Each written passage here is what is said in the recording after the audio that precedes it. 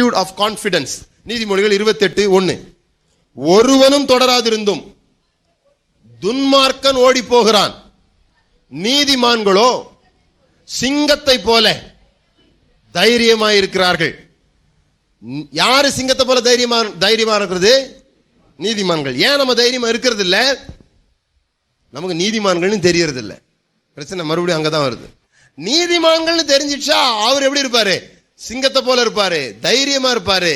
ஒருவரும் தொடராது இருந்தோம். ஏதோ சத்தத்துக்கு என்ன பண்றது இல்ல, யாரும் ஓடுறது இல்ல. சில பேர்லாம் பாத்தீங்கன்னா பயங்கர ஓட்டமா ஓடி வர்றாங்க. என்னன்னா யாரோ விரட்டுற மாதிரி இருக்கு, யாரோ விரட்டுற மாதிரி இருக்கு, ஏதோ கெட்டது நடக்க போற மாதிரி இருக்கு.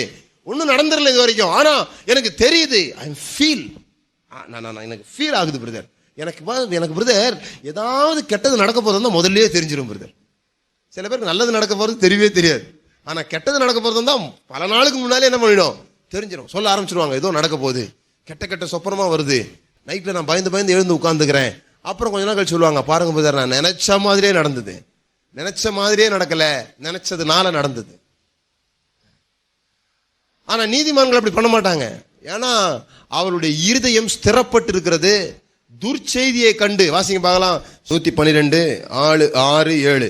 அவன் என்றென்றைக்கும் அசைக்கப்படாதிருப்பான், நீதிமான் நித்திய கீர்த்தி உள்ளவன். துர்ச்செய்தியை கேட்கிறதுனால் பயப்படான்.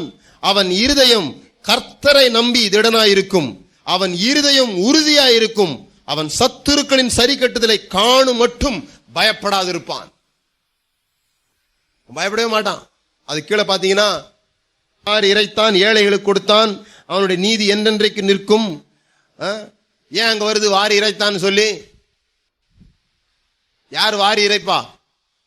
பயப்படாதவங்க. ஏன் நம்ம வாரி இறைக்க மாட்டேன்றோம்? ஏன் அப்படியே எல்லாத்தையும் இப்படி வச்சுக்கிறோம்? சார் இன்னைக்கு கொடுத்துட்டா நாளைக்கு கெட்டது நடக்க போகுது, நாளைக்கு ஒண்ணும் இல்லாம போயிடும். அப்படி போயிடுச்சுன்னா அப்ப எனக்கு இந்த பணம் என்ன பண்ணும், உதவும். அதனாலதான் நாளைக்கு ஒண்ணும் இல்லாம போகுது. இந்த பணம் உதவுறதுக்காக நீங்க நினைக்கிற மாதிரியே. ஆனா இங்க நித்திய கீர்த்தி உள்ளவன் துர்ச்செய்தியை கேட்டு அசையாதவன், மார்க்கெட் நிலவரத்தை பார்த்து தன்னுடைய காரியங்களை செய்யாதவன் எப்படி இருக்கிறான்? அவன் வாரி கூட இறைக்கிறான். ஏன் அந்த இடத்துல பணத்தை பத்தி சொல்லிருந்தா, நான் மறுபடியும் சொல்றேன், மணி ரெப்ரசன்ட் யூ. ஒரு 10 ரூபா எடுக்கிறீங்கன்னா அந்த 10 ரூபா யாரை பிரதிபலிக்கிறது? உங்களை பிரதிபலிக்குது. நீங்க செய்த வேலை, உங்களுடைய வேர்வை, நீங்க உங்களுடைய நேரம், உங்களுடைய திறன், இதெல்லாம் முதலீடு பண்ணி தான் இது என்ன பண்ணிருக்கு, கைக்கு வந்திருக்குது.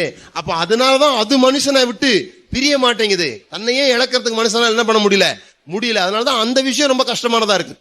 அதனாலதான் அதை அங்க கொண்டு வந்து சொல்லியிருக்கிறார். அவன் துர்ச்செய்தியை கேட்கிறதுனால் பயப்படான்.